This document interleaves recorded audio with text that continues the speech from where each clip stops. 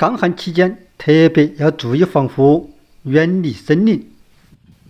你看这个田里就裂起这么快的口了，好久都没有下大雨了。这段时间天旱，又处于高温期间，为了防止森林火灾，我们烧火会要远离森林，最好不要烧。如果烧了，为了安全起见，我们一定要守在那里，等它燃完过后再走人。大家一定要提高警惕，森林防火人人有责。